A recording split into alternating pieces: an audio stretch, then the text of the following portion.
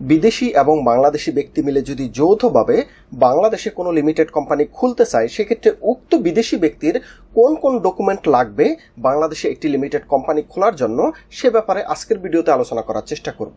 তো এখানে আপনারা একটি সার্টিফিকেট অফ ইনকর্পোরেশনের কপি দেখতে পাচ্ছেন। এই কোম্পানিটি হচ্ছে গলফ শিল্ড এনার্জি কোম্পানি লিমিটেডের সার্টিফিকেট অফ ইনকর্পোরেশন, এবং এই কোম্পানিটি একটি যৌথ মালিকানাধীন কোম্পানি। এখানে বাংলাদেশি মালিকও আছে এবং বিদেশি মালিকও আছে। তো এই কোম্পানির যদি মেমোরেন্ডামে আমরা যাই, সেখানে আর্টিকেলস অফ অ্যাসোসিয়েশনের কপিটি আপনারা এখানে দেখতে পাচ্ছেন। তার যদি একটু নিচের দিকে নামি, সেখানে দেখতে পাবো যে এই কোম্পানির কারা কারা মালিক রয়েছে। এখানে দেখতে পাচ্ছেন 1 নম্বর মালিক হচ্ছে পারভেজ আলম, ওনার জাতীয়তা হচ্ছে বাংলাদেশি। একই সাথে 2 নম্বর মালিক হচ্ছে দিবায়া জ্যোতি সিনহা, ওনার মালিকানা দেখতে পাচ্ছেন ইন্ডিয়ান। তো একজন বাংলাদেশি, আরেকজন ইন্ডিয়ান, এবং আরেকজন 3 নম্বর হচ্ছে সাইফ উল্লাহ, উনি বাংলাদেশি। তো তাহলে 2 জন বাংলাদেশি এবং 1 জন ইন্ডিয়ান মিলে এই লিমিটেড কোম্পানিটি তারা গঠন করেছে। এবং যে কোম্পানিটি আমি গঠন করে দিয়েছি, এখানে দেখতে পাচ্ছেন উইটনেসের নাম শাহাদাত হোসাইন শামীম অ্যাডভোকেট, এবং আমার ডিটেলস এখানে দেখতে পাচ্ছেন।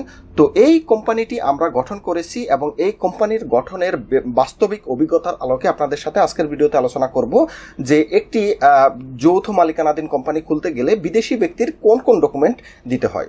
তো বিদেশি ব্যক্তির যে ডকুমেন্টগুলো দিতে হয়, তার মধ্যে প্রথমটি হচ্ছে উক্ত বিদেশি ব্যক্তির পাসপোর্টের কপি দিতে হবে। দ্বিতীয় ডকুমেন্ট হচ্ছে তার পাসপোর্ট সাইজের ছবি দিতে হবে। তৃতীয় হচ্ছে তার বিদেশে থাকা একটি মোবাইল নাম্বার দিতে হবে। ব্যাস, এই ডকুমেন্টগুলো বিদেশি ব্যক্তির লাগবে, আর কিচ্ছু লাগবে না। আর বাংলাদেশি যে ব্যক্তিরা লিমিটেড কোম্পানি মালিক হবে, তাদের কি লাগবে?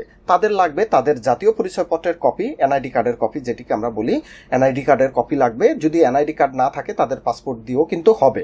দ্বিতীয় যে ডকুমেন্ট লাগবে সেটি হচ্ছে তাদের পাসপোর্ট সাইজের ছবি লাগবে। তৃতীয় ডকুমেন্ট হচ্ছে তাদের টিন সার্টিফিকেটের কপি লাগবে। তাদের, অর্থাৎ যারা বাংলাদেশি হবে, তাদের টিন সার্টিফিকেট বা ট্যাক্স আইডেন্টিফিকেশন নাম্বার যেটিকে বলি, সেই সার্টিফিকেটের কপি লাগবে। কিন্তু বিদেশি ব্যক্তির জন্য কিন্তু আর টিন সার্টিফিকেটের কপি লাগবে না। আর চতুর্থ যেটি হচ্ছে বাংলাদেশের একটি মোবাইল নাম্বার এবং ইমেল অ্যাড্রেস লাগবে। তো বাংলাদেশি মালিকানাধীন বাংলাদেশি যে উদ্যোক্তা, তাদের যে ডকুমেন্টগুলো লাগবে প্রায় সেম ডকুমেন্ট বিদেশির লাগবে। জাস্ট বিদেশির একটি ডকুমেন্ট না করলেও হবে, সেটি হচ্ছে তার টিন সার্টিফিকেটের কোনো দরকার নেই। তো এই যে এই ডকুমেন্টগুলো দিয়েই কিন্তু আপনারা একটি যৌথ মালিকানাধীন কোম্পানি বাংলাদেশে গঠন করতে পারবেন এবং ব্যবসা বাণিজ্য এখানে করতে পারবেন। তো আমি আপনাদেরকে দেখিয়েছি যাতে বিদেশি উদ্যোক্তারা যাতে বাংলাদেশে সহজেই বাংলাদেশে বিনিয়োগ করতে পারে, তা এবং বাংলাদেশে কিন্তু বিদেশিদের জন্য বিনিয়োগ করার পথ কিন্তু খুব সহজ।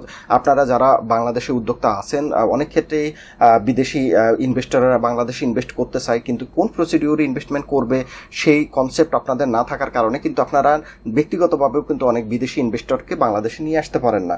সুতরাং আপনারা বিদেশি ইনভেস্টরদেরকে অবশ্যই উৎসাহিত করবেন। বাংলাদেশে ইনভেস্টমেন্ট করার প্রক্রিয়া খুবই সহজ, আমরা যাবতীয় সহযোগিতা অবশ্যই আপনাদেরকে করব। আর এই বিদেশি ইনভেস্টর মিলে এবং বাংলাদেশি ইনভেস্টর মিলে যদি কোম্পানি খোলার ব্যাপারে আপনাদের কোনো তথ্যের দরকার হয়, সেক্ষেত্রে অবশ্যই আমাকে ফোন করবেন, আমি অবশ্যই উত্তর দেওয়ার চেষ্টা করব। ভিডিও দেখার জন্য সবাইকে ধন্যবাদ। আল্লাহ হাফেজ।